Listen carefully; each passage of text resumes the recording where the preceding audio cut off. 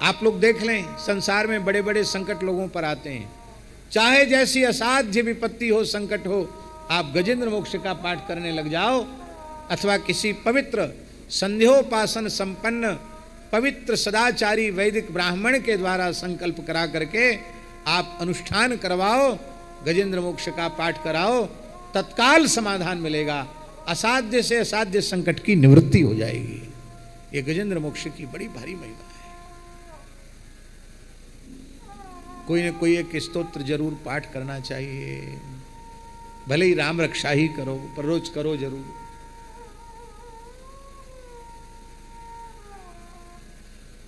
अब तो लोगों को महाराज जी आरती स्तुति याद नहीं है, तो पूरी स्तुति सुनाओ, नहीं सुना पाएंगे। आरती याद है, आरती नहीं है, स्तुति याद नहीं। क्यों? आरती स्तुति में खड़े नहीं होते तो याद कहां से होए?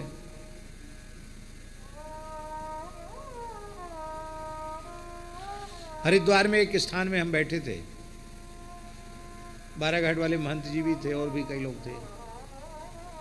तो आरती की घंटी जैसी सुनाई पड़ी तो हमने विचार किया कि चलें दर्शन करके आवें। और 10-20 महंत लोग बैठे थे, टीवी चल रही थी। टीवी तो टीवी है, क्षय रोग को भी टीवी कहते हैं। तपेदिक होती ना क्षय रोग, वो भी टीवी है, ये भी टीवी है, बीमारी है। टीवी चल रही थी, टेलीविजन, कोई नाटक आ रहा था, भगवान जाने क्या आ रहा था, जो भी जाने, याद नहीं। हम भी वहीं बैठे थे। हम इसलिए बैठे थे कि कहाँ जाएं, जहाँ बैठने की जगह वहीं बैठे, बीच में कहाँ चले जाएं। तो जैसे ही आरती की घंटी बजी कि हमने सोचा चलें हम भी आरती का दर्शन करें। एक महंत, अरे महाराज कहाँ जाते हो, बैठो, पुजारी यहीं ला के आरती देगा, तुम कहाँ जा रहे हो? पर हमको तो जाना था, वहाँ जरूरी था। तो हम और बाराघाट वाले महंत जी आरती स्तुति में चले गए। महंत लोग आरती के आने पर उठकर खड़े भी नहीं होते। शरीर में कोई असुविधा हो, रोग बीमारी हो, अशक्ति हो, तब तो बात अलग है। अन्यथा शरीर में सामर्थ्य है तो आरती स्तुति का शब्द श्रवण करते ही लाख करोड़ काम छोड़कर भगवान की आरती में खड़े होना चाहिए, भगवान की स्तुति में खड़े होना चाहिए। आरती की ज्योति में जब अर्चक भगवान की आरती करता है और आरती की ज्योति में भगवान की मुखद छवि का दर्शन होता है, महाराज शास्त्रों में लिखा है 10,000 कपिला गायों को स्वर्ण श्रृंग से मंडित करके, रत्नों से अलंकृत करके 10,000 कपिला गायों के दान का पुण्य भगवान की आरती की ज्योति में भगवान के मुखारविंद के दर्शन मात्र से प्राप्त हो जाता। आरती स्तुति में लोग खड़े, आरती स्तुति याद नहीं। अरे आरती स्तुति की बात जाने दो, आरती के बाद जय कैसी बोली जाती वो लोगों को याद नहीं। ऐसा नहीं कि आप अपने मन से चाहे जो जय बोलो। सैकड़ों वर्ष पहले 4 संप्रदाय ने बैठ करके निश्चय किया है कि पूरे 4 संप्रदाय में भेष में आरती स्तुति के बाद यही जय बोली जाएगी। लेकिन उस परंपरा का भी लोग पालन नहीं कर रहे हैं।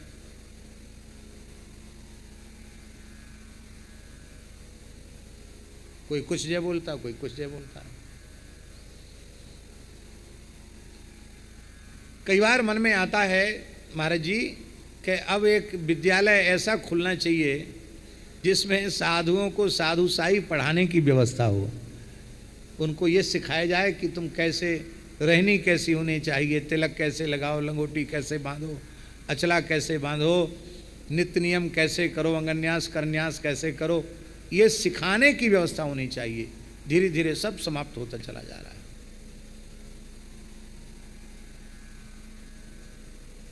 हमारे यहाँ 4 संप्रदाय ने जो जो निश्चित किए वो क्या है?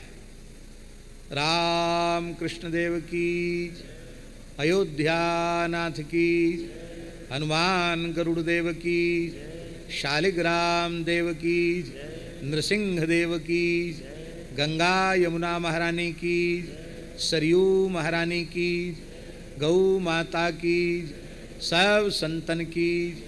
फिर अपने आचार्य का नाम, जैसे जगत गुरु भगवान स्वामी श्री रामानंदाचार्य जी महाराज की, अथवा जगत गुरु श्रीमन मध्वाचार्य जी महाराज की, अथवा जगत गुरु श्री स्वामी रामानुजाचार्य जी महाराज की, अथवा जगत गुरु श्री स्वामी निम्बारकाचार्य जी महाराज की, अथवा जगत गुरु श्री स्वामी विष्णु स्वामी आचार्य जी महाराज की, अथवा जगत गुरु श्री स्वामी वल्लभाचार्य जी महाराज, जो आपके आचार्य परंपरा के हों उनकी जय।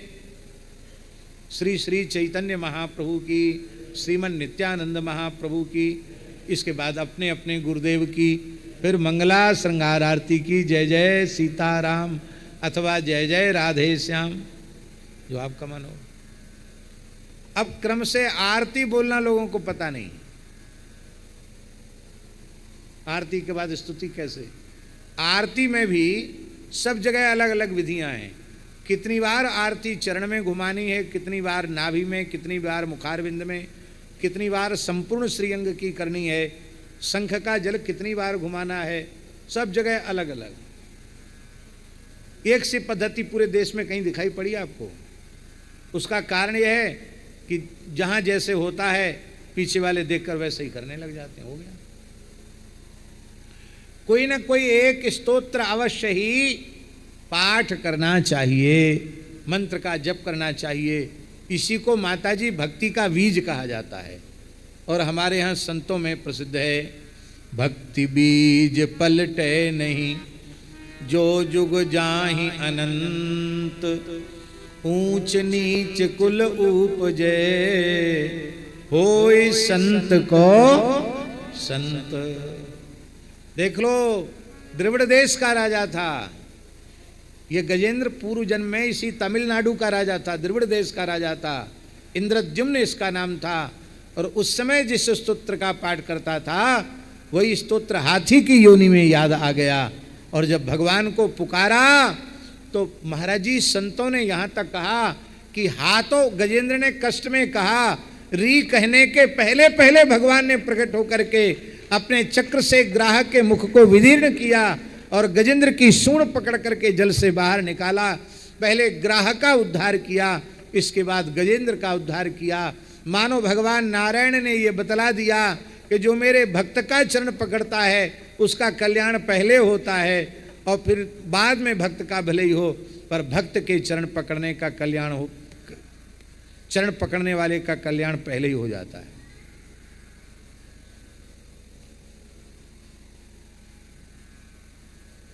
प्रसाद देंगे, आइए, कोई बात नहीं, आगे की कथा पीछे कर लेंगे। आओ।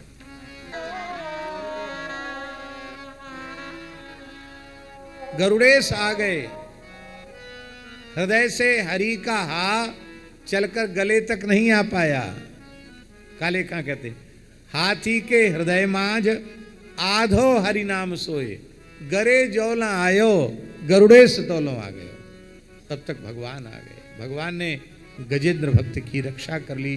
बोलो भक्त वत्सल भगवान की जय।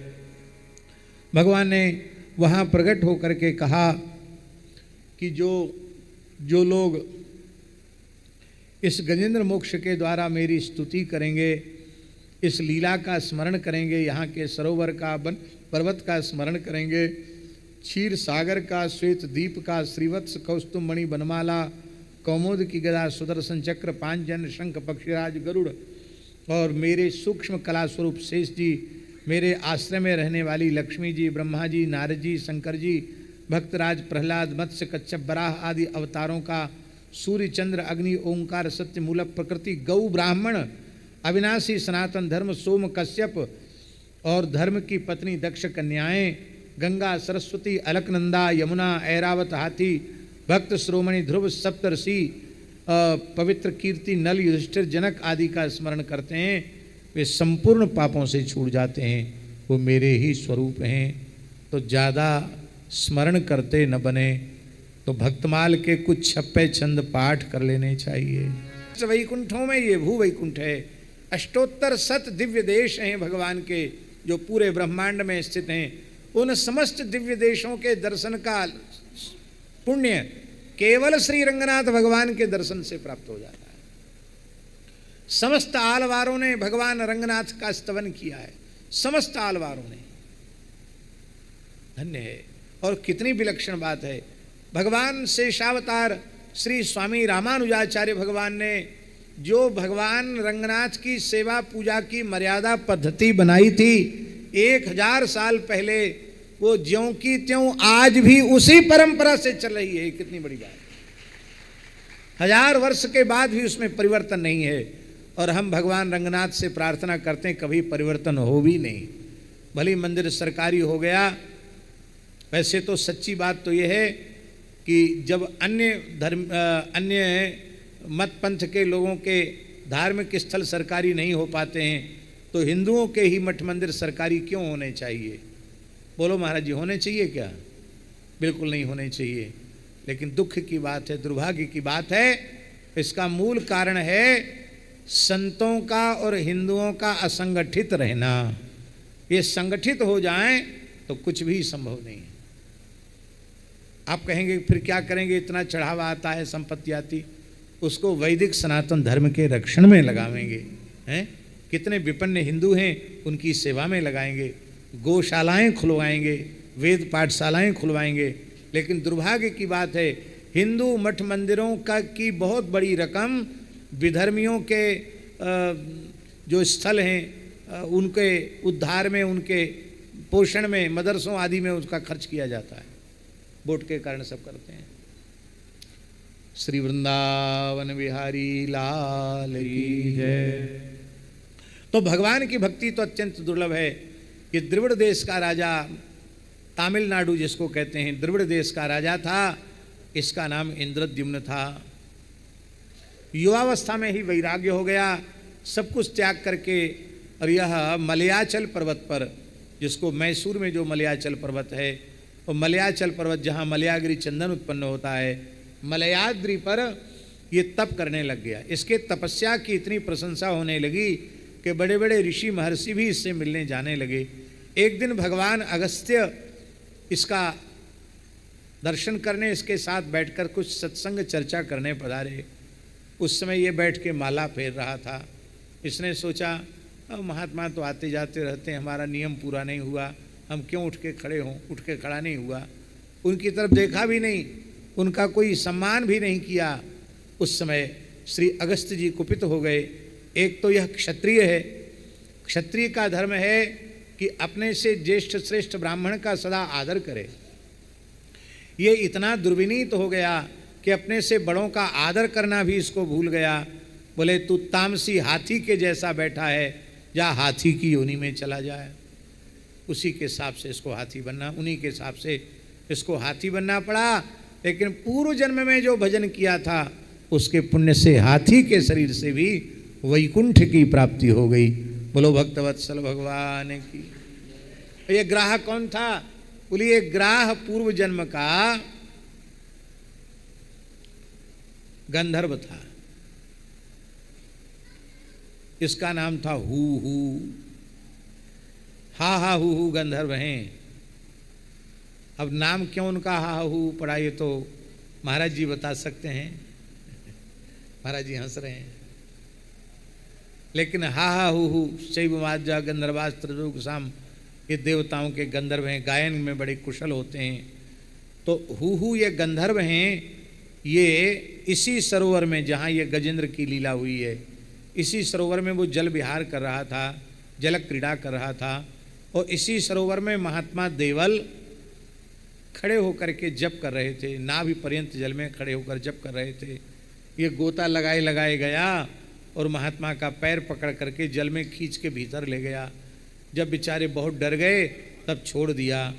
तो महात्मा तैर कर अपने स्थान पर फिर आके जप करने लगे। और ये जल से बाहर गोता लगा के बाहर निकला, जोर से ठहाका लगाकर हंसने लग गया। हंसते हुए देखकर समझ गए किसी ने पैर पकड़ के खींचा है। पानी में किसी के साथ हंसी मजाक नहीं करना चाहिए। हाँ, पहाड़ पर हो, अग्नि में हो, जल में हो, इससे कभी हास परिहास नहीं करना चाहिए। महात्मा को अतिशय रगड़ करे जो कोई, अनल प्रगट चंदन ते हुई। महर्षि को क्रोध आ गया।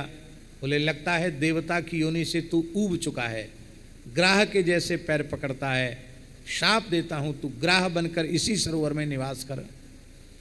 उसने कहा महाराज संत के चरण पकड़ने वाले को तो आशीर्वाद मिलना चाहिए, कि श्राप मिलना चाहिए। देवल जी बोले, अरे मूर्ख, जैसे तूने चरण पकड़ा ऐसी संत के चरण पकड़ने चाहिए क्या?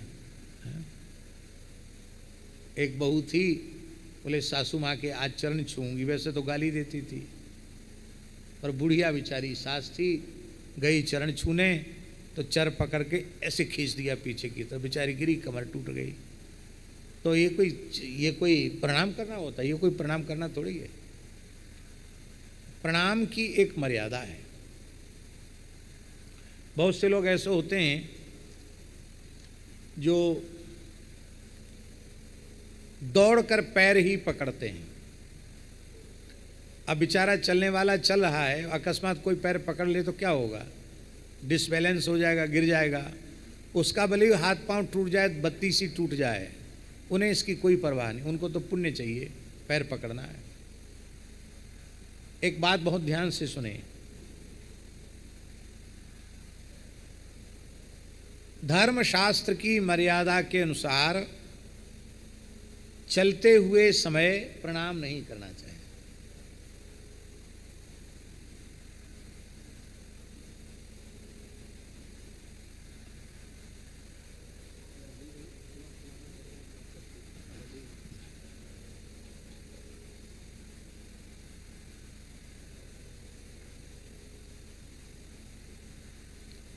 अपने से बड़े चल रहे हों तो चलते हुए को प्रणाम नहीं करना चाहिए, वर्जित है। दूर से मानसिक नमस्कार कर लें, झुक करके, लंबे पड़ करके, चरण छूकर चलते समय प्रणाम नहीं करना चाहिए, शास्त्र में निषेध है। भोजन के समय भी प्रणाम नहीं करना चाहिए। शयन के समय भी, लेटे हुए हों, लेट गए हों, तब भी चरण स्पर्श नहीं करना चाहिए। अपने से पूज्य सिर पर कुछ भार लेके आ रहे हैं, तुम प्रणाम करो तो भी नहीं करना चाहिए। अपने गुरुजी ही क्यों ना हो, भगवान की सेवा में मंदिर में लगे हों, उस समय गर्भगृह में जाकर भीतर प्रणाम नहीं करना। गुरुजी बाहर आवे, खूब 10 बार नहीं 100 बार दंडोत करो, कोई मना नहीं है, पर मंदिर के गर्भगृह में प्रणाम करने से सेवा अपराध लगता है। मंत्र जप कर रहे हो, माला जप आदि कर रहे हो, तो दूर से ही प्रणाम करना चाहिए, उस समय शरीर का स्पर्श नहीं करना चाहिए। अपने में वैसी पवित्रता हो, स्पर्श की योग्यता हो, तो दाहिने हाथ से दाहिने चरण का, बाएं हाथ से बाएं चरण का स्पर्श करके प्रणाम करना चाहिए। पुरुष वर्ग को साष्टांग प्रणाम करना चाहिए, मातृवर्ग को पंचांग प्रणाम करना चाहिए। ये प्रणाम की मर्यादा है। अब लोग प्रणाम करना ही भूल गए। तुम्हारा हाथ पांव भले ही टूट जाए, हमको तो प्रणाम करना है।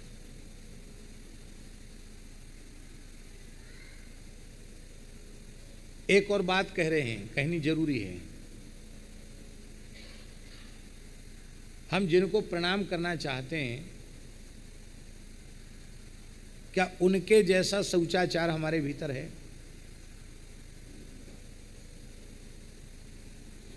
वो कितनी बार मिट्टी से हाथ धोते हैं, लवशंका भी जाएंगे तो जल लेकर जाते हैं, पैर धोते हैं, कितनी बार कुल्ला आचमन करते हैं, प्राणायाम करते हैं, क्योंकि हर समय भगवान की सेवा का कार्य है।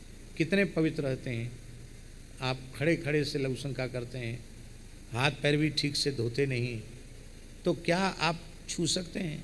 आपको लाभ चाहिए तो दूर से भी प्रणाम करने से वही लाभ मिलेगा। ऐसे लोग भोजन का आग्रह करते हैं, हमारे यहाँ भोजन करो। कैसे करें भाई तुम्हारे यहाँ भोजन? तुम्हारा चौका चूल्हा ही पवित्र नहीं है, सब घुस रहे हैं चौका चूल्हे में, वहीं बैठकर खा रहे हैं, कैसे तुम्हारे यहाँ भोजन किया जाए? ये सब मर्यादाएं सदाचार की अवश्य ही माननी चाहिए, और तभी लाभ होता है, नहीं तो लाभ नहीं होता। बोलो वृंदावन बिहारी लाल की जय। जय श्री राधे।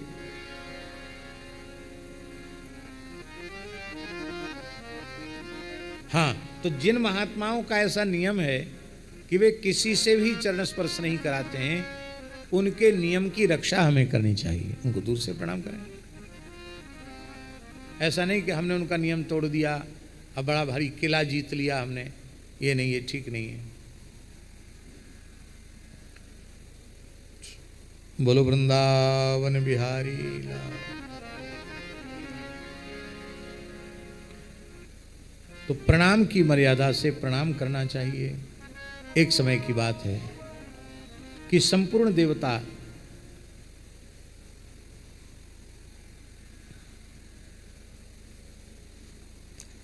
बोलो भक्तवत्सल भगवान की जय। रैवत मनवंतर, 5वें मनु का नाम रैवत है। ये चौथे मनु तामस के सगे भाई हैं। इस मनवंतर में इंद्र का नाम विभु था। इसमें शुभ्र ऋषि की पत्नी का नाम था विकुंठा, और विकुंठा के गर्भ से भगवान ने वैकुंठ के रूप में अवतार ग्रहण किया। भगवान का धाम भी वैकुंठ और भगवान का नाम भी वैकुंठ।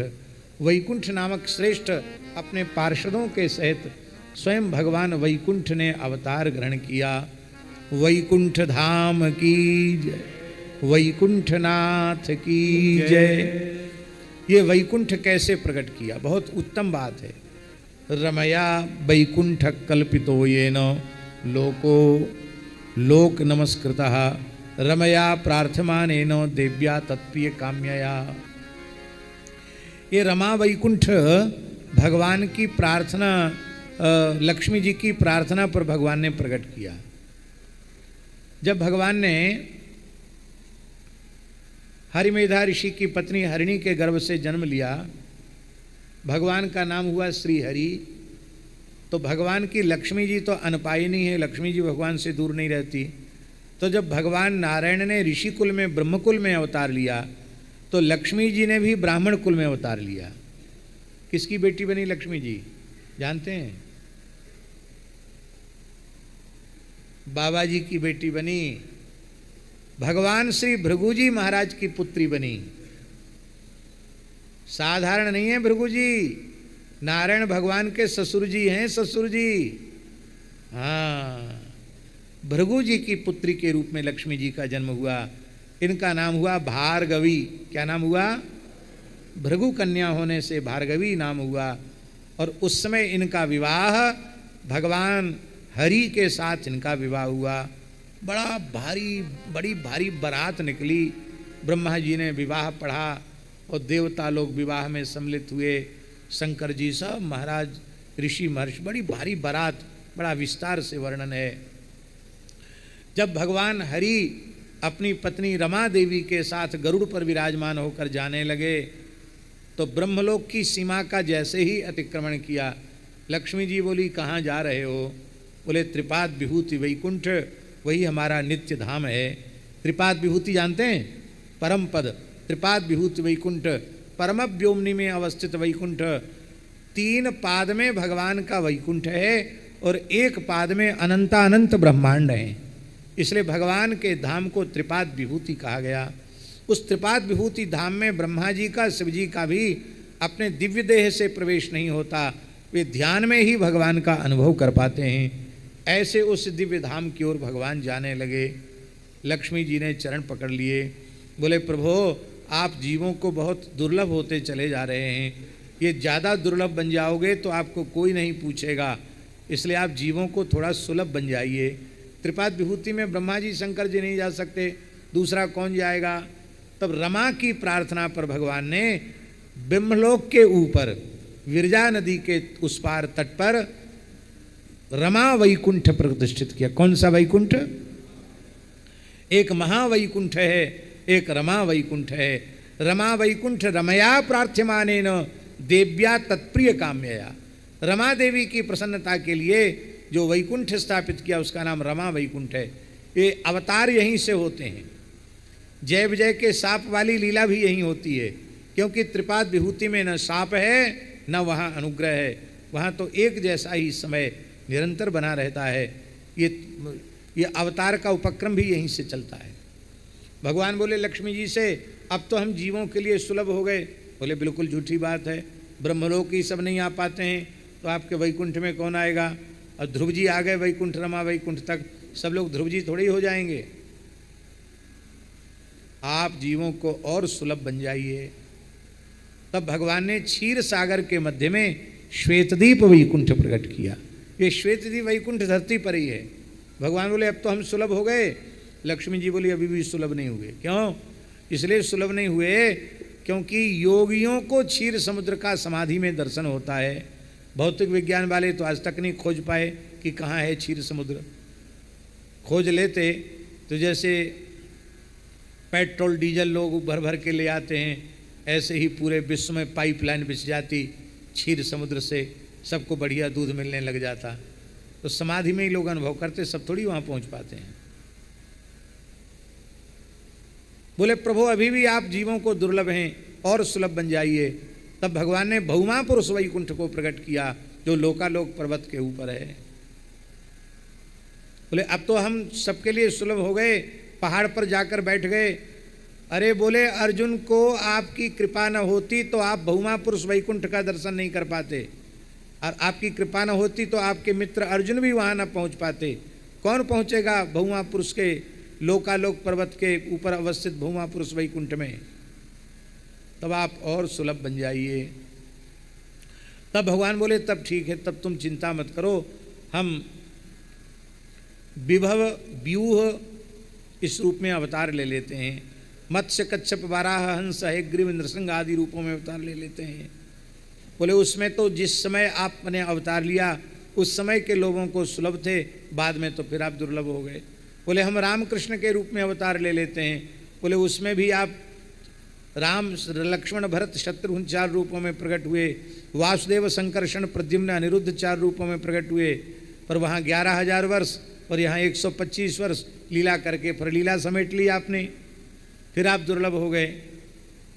आप और सुलभ बन जाइए। तब भगवान बोले लक्ष्मी जी से अब आपकी शिकायत हम रहने ही नहीं देंगे। क्या करेंगे? बोले हम सब जीवों के अंतर्यामी बन जाते हैं, सबके भीतर बैठ जाते हैं। लो सबके भीतर बैठ जाते हैं भगवान, सबके भीतर बैठ, मच्छर के भीतर भी वही बैठे हैं, मक्खी के भीतर भी वही बैठे हैं, सबके भीतर। मक्खी मच्छर से भी सूक्ष्म प्राणी के भीतर बैठे हैं। सब भगवान ने अपने खेलने के लिए बनाया है। कितना छोटा हेलीकॉप्टर है मच्छर के रूप में भगवान का। ये भगवान का बनाया हेलीकॉप्टर है, छोटा सा है। इसमें बैठ के भगवान सैर करते हैं। जहाँ उनके वाहन में पेट्रोल डीजल की कमी पड़ जाती है, सब जगह सुविधा है। किसी के भी शरीर पर बैठो, पाइप घुसाओ भीतर, तुरंत डीजल पेट्रोल ले फिर उड़ जाओ। सब जगह भगवान विराजमान हैं, सर्वांतर्यामी भगवान हैं। यहाँ तक कि महाराज जी पाप कर्म करने वाला जीव नरक में पड़ा होता है, नारकीय प्राणियों के हृदय में भी भगवान अंतर्यामी रूप से विराजमान है। नरक में भी जीवों का संग भगवान नहीं छोड़ते हैं। जो हमारे संग कभी न रहे वो पराया, और जो हमारा कभी संग साथ न छोड़े वो अपना। शरीर संसार साथ रहते नहीं, इसलिए ये पराये हैं। भगवान कभी साथ छोड़ते नहीं, इसलिए भगवान हमारे अपने हैं। इस बात को हृदय से स्वीकार कर लेना। लक्ष्मी जी से कहा, पूछा भगवान ने, अब तो सुलभ हो गए, सबके भीतर बैठ गए। लक्ष्मी जी बोली बहुत गलत बात है, तुम ठगते हो सबको। कहा कैसे ठगते हैं? बोले कोई समाधान है? चैतन्य कुटी वाले महाराज जी हमसे कहें कि पानी लाओ, और हम महाराज जी को उत्तर दें कहाँ से लाएं? जहाँ आप बैठे हो वहीं पानी है, खोदो, कुआं खोदो और पानी निकल आएगा, पियो। बता सकते कितने गहराई पे पानी निकलेगा? तो प्यास तो बुझेगी नहीं आपकी। प्यासे को कुआं खोदने की सलाह दी जाए तो क्या उसकी पिपासा शांत होगी? उसकी पिपासा तो तब शांत होगी जब उसके सामने जल प्रस्तुत कर दें, ले महाराज जी जल पीजिए। तब भगवान ने कहा हम अर्चावतार के रूप में प्रकट हो जाते हैं, और ये अर्चावतार श्री रंगनाथ भगवान हैं। बोलो श्री रंगनाथ भगवान की जय। आपके घर के भगवान रामकृष्ण नारायण की मूर्ति अर्चावतार है, बाल गोविंद की मूर्ति, बाल कृष्ण लड्डू गोपाल रामलला की मूर्ति अर्चावतार हैं। आपके घर में शालिग्राम भगवान विराजमान हैं, वो अर्चावतार हैं। भगवान के 5 स्वरूप कहें, पर, विभव, व्यूह, अंतर्यामी और अर्चावतार। ये 5 स्वरूप भगवान के माने गए हैं। और इन 5 स्वरूप जो भगवान के हैं, पर, विभव, व्यूह, अंतर्यामी और अर्चावतार, इन पांचों में बिल्कुल भेद नहीं है। जैसे आकाश में मेघमाला में स्थित जल, झरने में स्थित जल, कुएं में स्थित जल, सरोवर में स्थित जल और आपके कलश में स्थित जल में जलत्वेन कोई भेद नहीं है।